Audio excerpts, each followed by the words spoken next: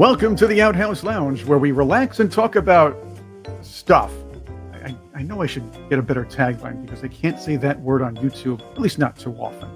Chris Cordani here. I am your host, and as you know, we like to talk about nostalgia among other subjects here, and I'm doing nostalgia today because you and I all remember our favorite sitcoms, especially the first episodes, if we got to see them. When I was a young lad, and I mean early primary school, we got to watch the first episode of Happy Days. And of course, my parents let my brother and I stay up extra late to watch the show. It was a lot of fun. The first episode featured young Ron Howard's Richie Cunningham character, excited to go on a babysitting assignment with the local girl who was very cute, but had a reputation. And her name was Mary Lou Milligan. We all know Richie Cunningham's Ron Howard had a nice career, even before Happy Days. You know, he's a great director. We know all about him. But Kathy O'Dare, the actress who played Mary Lou Milligan, had a very interesting story on her own. In fact, she was in a lot of television programs. She was in with the Banana Splits, I should say, and she had to fight mental illness. These amazing stories behind some very interesting people are what we like to do here on the Outhouse Lounge, and I invited Kathy's brother, David Durazzi, here with me. He wrote a book about her. He wrote a couple of books, but one of them is called Is Everybody Happy?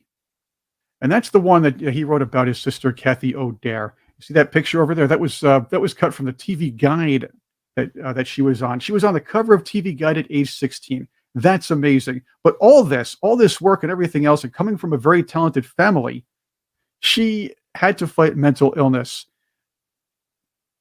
David, welcome to the program. Welcome to the lounge, that is. Thank you, Chris. I'm excited about being here. Thank you for having me. What inspired you to write this book and tell your sister's story? Well, what really inspired me, I've been through a lot with my father. We'll get into that later. But my sister, when she passed away, she moved around a lot, and I had to go to her apartment to clean up everything and where she was living. And what I found is all these scrapbooks and all these journals. She used to write all the stuff that was going on in her life. And so I started looking at it, and I said, man, this is a story in itself, because I remember I actually wrote a lot when she was going through her struggles after her acting career. And because I went the last 10 or 12 years of her life, I used to see her every couple of weeks. We'd go out to lunch, dinner, when she was in and out of institutionalized, like halfway houses and things of this nature. But I tried to go and see her, and I called her every week, and I tried to work with her and give her a normal life, and did the best I could. And she was a really fun girl, and during her growing up years, and I wanted to share it with everybody. She had a great life, but between my help and her things that were going on in her life, I was able to engage with her. And I think when people read this story, they could see what they do. If they have any family or friends that struggle with mental illness, you could get them through it. You got to be there for them. And I was, and that's the reason I wrote it, the love of her. And we did a lot as a kids together and growing up. And I kind of saw her become a little child star to a teenage star in her later teenage years. And all this happened like when she was 39 years old, when she couldn't handle anymore. For all those years between 20 and 39, she was able to function okay on meds and all that. But then she had, something that hit her pretty hard when she actually had a child at 39 of all things. So she was an actress she got into acting school at 3 years old, and she was acting since she was a little girl. We talked about the Banana Splits. That was definitely, right. It was I guess that was about 11 or 12. Were there any signs? Did you notice anything, or did the family notice anything about Kathy while she was doing some of these little jobs here and there, and she was getting into acting? Because a lot of major actors who've been seasoned for a long time, adults have trouble, and they struggle with stress and everything else when it comes to acting. And of course, a lot of professions are that way. I've been in radio, so we know all about that stuff. Right. But were there any signs that she was suffering from mental illness when she was younger? Well, that's a really good question, Chris. Actually, one of the time my mom was on the set with Garry Marshall on Happy Days. And she never got over it. He said, looked at my sister when they were on a set and she was doing her script and everything. And he looked at her and he said, Kathy, he says, if you can maintain your health, you're going to be famous someday. You're a beautiful girl. Anyway, that bugged my mom the rest of her life. I don't know how many times she brought it up to me. Why did he say that? Why did he say that? But he must have seen something. Maybe we were too close to her. We didn't see it. And then the story was, and then when she was 18, she took a trip to Hawaii, and we couldn't figure out by herself. You know, she had all this money. She just bought a new VW yellow bug. And she decided to go to Hawaii. And then she had a traumatic event there that sparked something. She got back. She says, I'm going to San Francisco. And we couldn't figure out what's going on. You're going to San Francisco by yourself? And what happened there, I get a call by my first cousin, Terry DeRazzi, and he says, David, your sister's in a mental hospital and we don't know what to do. And so between my mom and I, we got her back, and, you know, she started taking meds and getting by throughout up until about 39 that she had the child. And then it just hit her, then it was another story after that. But I think she got mixed up in things with the wrong boyfriend, maybe after when she was 17, 18. I don't know all the details, but there may have been some drugs involved, or, I don't know. But you know what that world's like if you follow that road, that path. So how did you handle it as a brother, and you and your mom had to help out? Because I want to get into Kathy's career and tell a lot of her story, but also some of the fun stuff she did. But since we're here, your mom had a lot of experience handling or dealing with mental illness as well, because your dad had some of his own demons to fight. Right. Well, we handled it. My mom, she got married again to her second husband. And, then all of a sudden, Kathy's part of that picture. And she asked me, David, just like she asked me, and I'll get into that in my dad's story, I need your help. So that's why I kind of became her caretaker, getting her through all this. And what's interesting is I was working with, part-time. I've been in sales all my life. And part-time, I was working with this, putting out phone directories. And the owner of the phone directory had a sister, maybe 10 years older than my sister was at that time. And he told me she was homeless, and he found this program called PERT. And I never thought nothing of it. And then my sister, what happened with the demons, I put it in the book, is one day when she was like 39 years old, she just saw demons, and she left her Toyota Tercel in the middle of Highway 101, and she ran to the ocean and said she saw all these things. And that's what I did is I called some people that I know down there, and we were able to locate her, and she ended up being locked up. And anyway, between that, and then I remembered what this gentleman told me about this PERT program that the sheriff department has. And that's how I was able to get her in the system. And, she spent the last 10 years of her life in and out of different places. And I realized that if I wasn't there to help her, nobody else could. Was there family, aside from you and your mom, able to help her out while she was actually doing her acting jobs? Were there people that could kind of guide her or help her out a little bit? Or was it something that maybe a family member kind of had to be on the studio at all times, or maybe at least within a phone call away, just to make sure everything was okay? What's interesting back then is the reason she didn't continue at that time. Things weren't like they are now, where they got a lot of money on these programs and everything. But my mom had to be here. She was only 16, and you had to be 18 not to be on the set.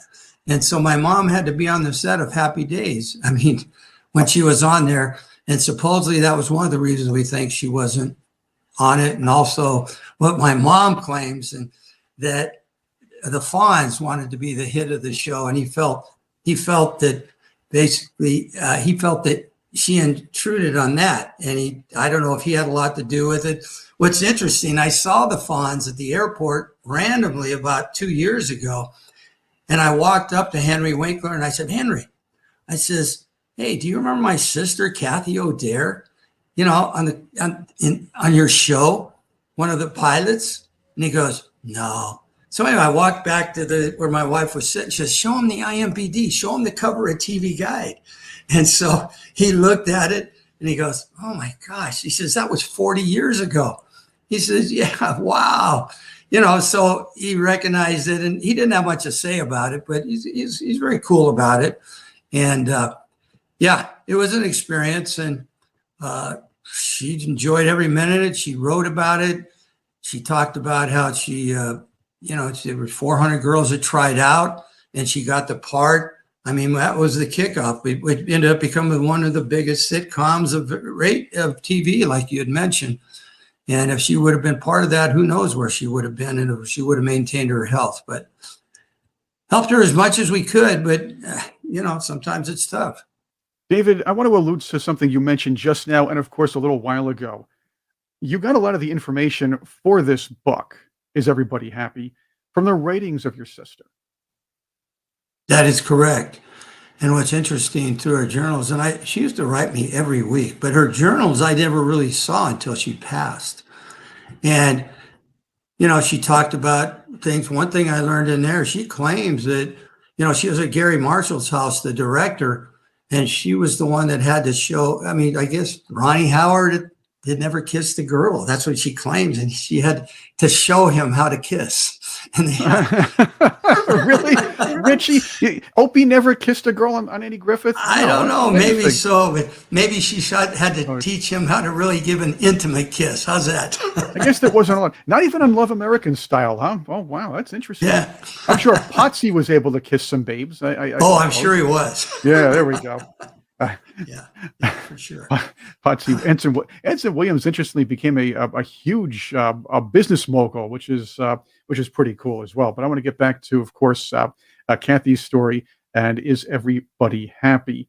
I do want to, first off, young girl got on the banana splits. That must have been fun too. But I have to say, the banana splits, I always thought that was done by that and HR Puffin stuff. Those two shows had to be done by somebody who was smoking some massive weed or doing one of those or doing one of those acid drops while directing the episodes or something or writing them. I mean, crazy stuff. Exactly. Yeah, it's crazy. She loved it. She really did. Yeah, it was fun. But like you said, it's kind of out there. But it's funny. Even movies today, they're right. Even the sci-fi, it's like, whoa. They go to the edge.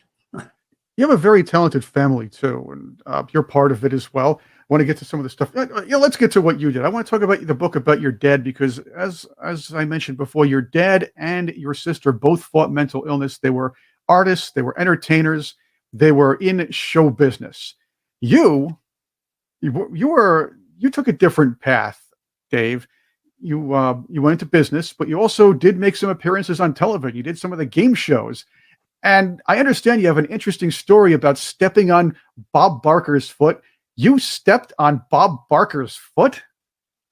Yes, I did. And I didn't know if I was going to get through it, but I was on cloud nine when it all happened.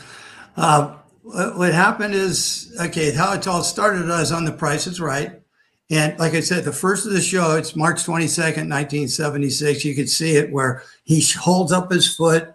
And at the time, it was Tony Orlando and the yellow ribbon. Well, he tied a yellow ribbon around his foot.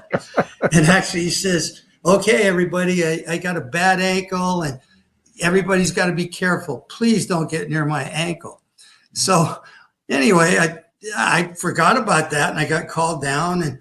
I just missed winning a new car when they give you the dollars by a few bucks.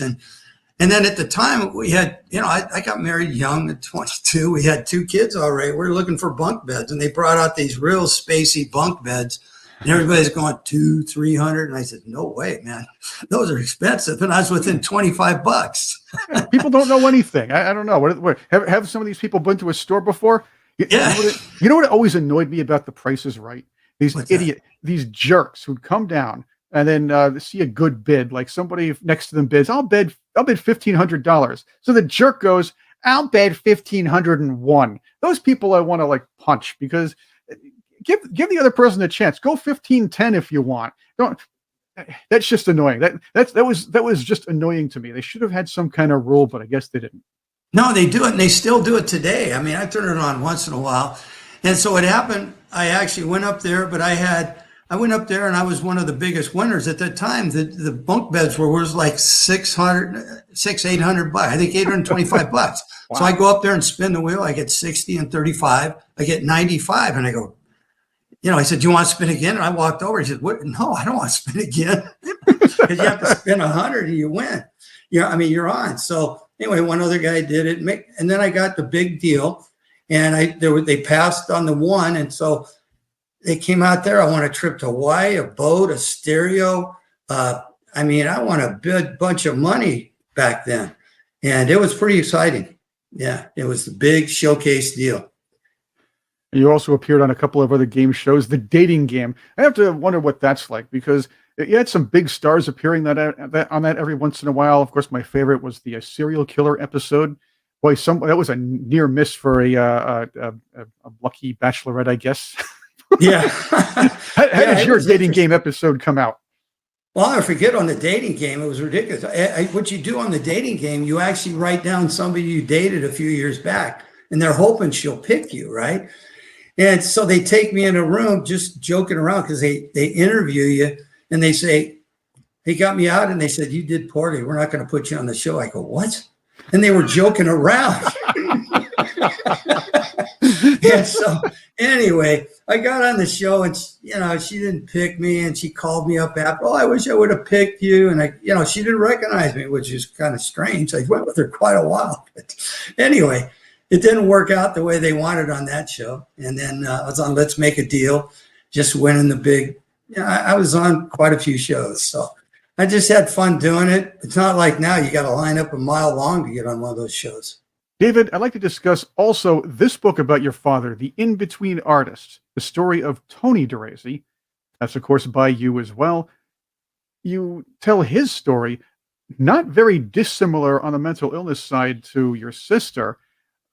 He's left his mark in entertainment history as well. So talk about your dad, and then we'll talk about his mental illness and how that affected you and your family.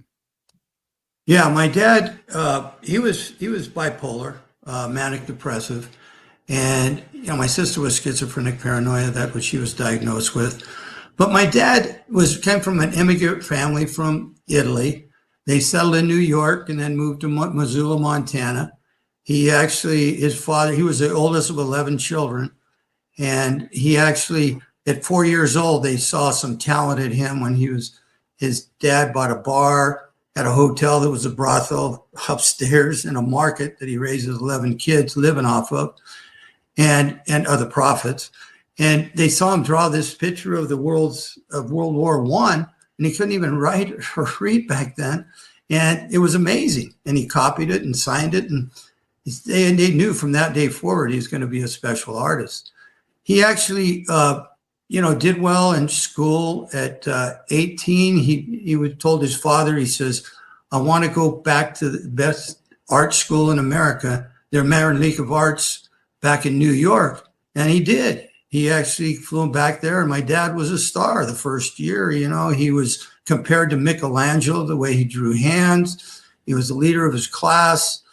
And then he went back when he was 19 for the second year, and he had an incident occur where he was found. He was, I guess in 18 you could drink back then. And he was slipped a couple of Mickeys, which is drugs, knocked him out. And he was found naked in a hotel room, had no idea what happened. And his dad had to fly from Montana to pick him up at that time. This is like in 1923, I think it was. And basically got him back. But luckily his uncle was a psychiatrist at a local prison. And it took about 6 months to get better. And from there, he actually got better and taught for a while, got his degree from, Montana, University of Montana. And he actually did these drawings, and he heard about the World's Fair happening after the war in Chicago in 1933. And so he took 2 of his drawings there, and he didn't have enough money to enter the drawings. So 2 priests saw him walking around where the World's Fair was. And they said, "Hey, Sonny, what do you got in your hand?" Catholic priest. He says, "Well, I got 2 religious drawings here," but he says, "I can't put them in the show because," he says, "because I don't have enough money." They said, "How much money does it cost?" Now, back in 1933, I mean, that was a lot of money. But they gave it to my dad. He won first place in the World's Fair with his drawings. From there, he went on radio, had a big show on radio. It's one of the first radio teaching kids how to draw. Wait. I got to stop. I got to stop you. Okay. How do you teach kids how to draw on radio? Well, that just blew everybody I talked to that, but he had this idea and it worked. He sold the idea, and for a year he was doing that on radio. He teach them cartooning on radio. And so, but then he had a tragic thing happen when he was back in Chicago. He got engaged. He's like 24, I guess it was. Oh, and he broke up from his fiance, and she committed suicide. And it's like, I saw it, and what's weird, he saved her picture. My mom, she kind of looked like my mom. I got it in one of the scrapbooks. So he says, "I got to get out of town." So what happened was he saw this article that they needed some in-between artists for the movie Snow White in Hollywood when Disney was out there in 1935. It was 34. So he took a train out there, dropped his radio show, and then he went and applied for this job at Walt Disney. And there were 1,000 applicants back then, 1,000. And he says, "Oh my God." So he got picked, one of the 4 of the 1,000 guys that were going to be the animators for Snow White and the Seven Dwarfs. So it ended up being the longest run cartoon movie of all time, and still one of the big movies. And he was involved in creating Dopey for that movie.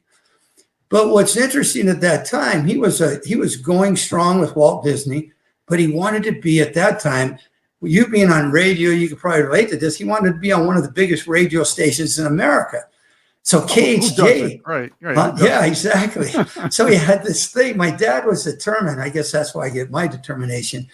So he goes down there and he sees KHJ, and he kept going for 3 weeks in a row. He wrote in his journals, and he could never get to see the program manager, a guy named Bill Goodwin.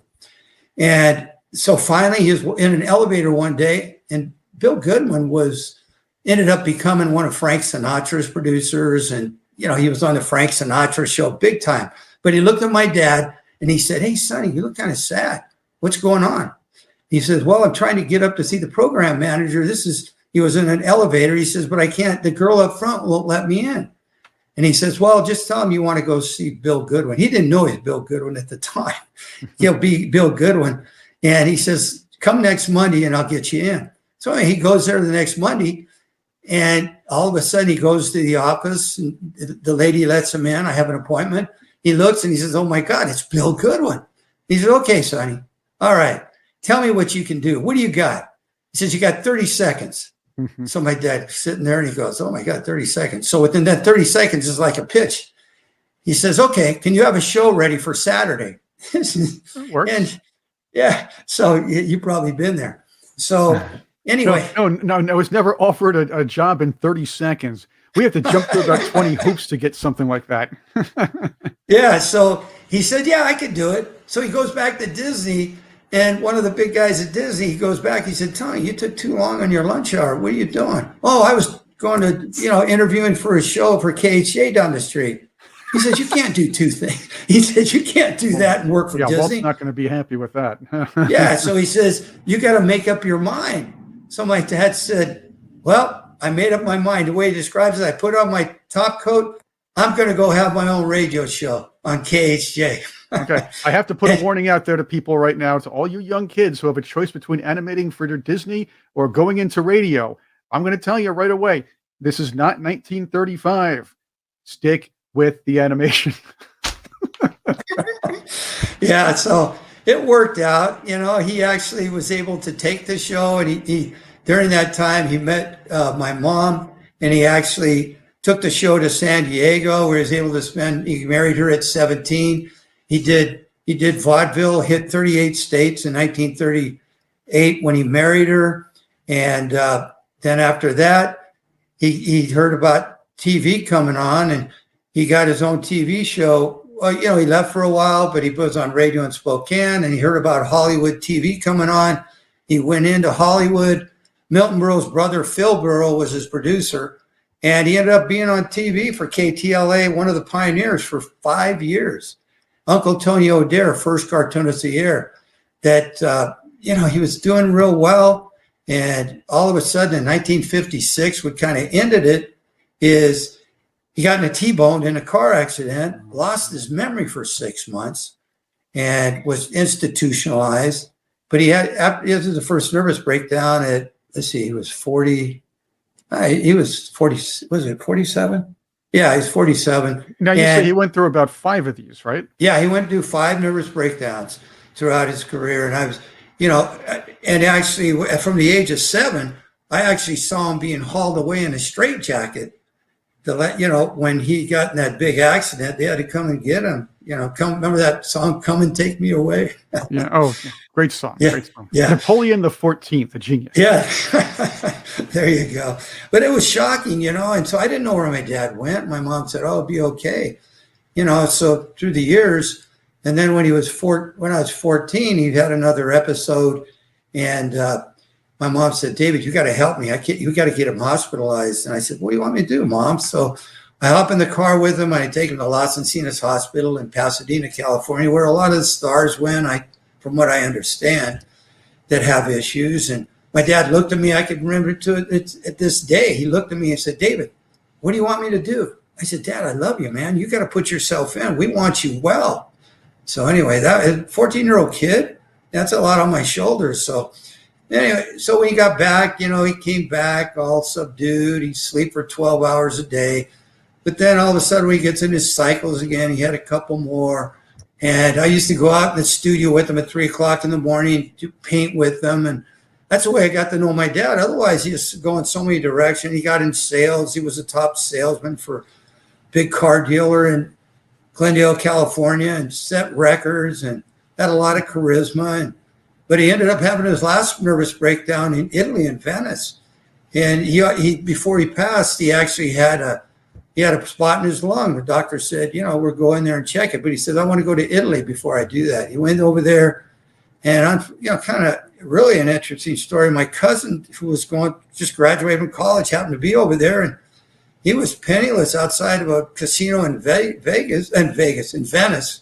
And she got the Red Cross to get him back home, and he ended up having that surgery on the spot in his lung. He survived the surgery. The next week, he died of a blood clot at 65 years old. But he was a kick and a half. All my friends thought he was the greatest guy in the world. I mean, anybody that's been around bipolar and manic depressive, they thought he was the funnest guy on this earth, but they didn't know he was sick, It still must have been a lot on yours and your mom's shoulders with your dad and, of course, your sister having these issues. How did you guys plow through and help them as much as you could? And you, of course, growing up doing this.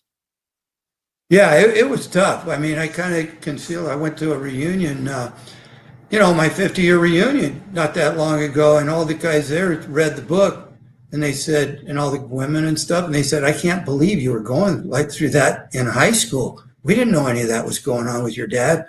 And I was voted most inspirational player. I didn't let that get in the way of the football team in my senior class. So, I just kind of, maybe it was kind of, when I was able to step out and live my life, but when I was there with them, I did what I had to do to help my mom and help my dad and help my sister and make things work. You just never know what you're here for. But my other brother, you asked me earlier about did I have anybody else? My other brother, he passed away a couple of years ago. He had some issues. I think he was borderline autistic, and he was in the Navy for 20 years, but he got by. My other brother died at 39. He had encephalitis, a big head. And he started walking when he was 3 years old, but he had issues growing up. So I was always known as the golden boy. That's what my mom called me. Speaking of golden boy, you did mention you played football, and I see your attire here in the lounge is dates back to the 1970s, as it probably should. So show off the Letterman's jacket there. All right, looking good. That's my original Letterman sweater, and about 5 years ago I couldn't fit it, but now I can. See, there you go. I've been exercising and working on it. But yeah, here it is, man. Remember when the kids used to wear that with you don't see this anymore. No, not at all. That's right. It's on happy days, they wore them all the time. Remember? That's right. The letter sweater. Although, if I remember correctly, Chuck was the good basketball player, while Richie and Ralph were warming the bench. That's true. But they got their letters by sitting on the bench. I remember Richie had that one game where he was really good, though. He made that winning shot, and everybody loved him for about a week or so. Yeah, exactly. I remember that too. Remember the movie Rudy? They threw him in there for that one play, and he lettered. Same thing. Huh? Rudy was a whole different ball game because that was an undersized kid who didn't have who wasn't very academically inclined, who worked his rear end off in a junior college to finally get to Notre Dame. Then he gets to Notre Dame, practices hard to get on the actual roster, sits on the bench all the time, but the other players loved his grit and everything. So that's a different story altogether, but it was a neat story. I'll tell you. That's actually true.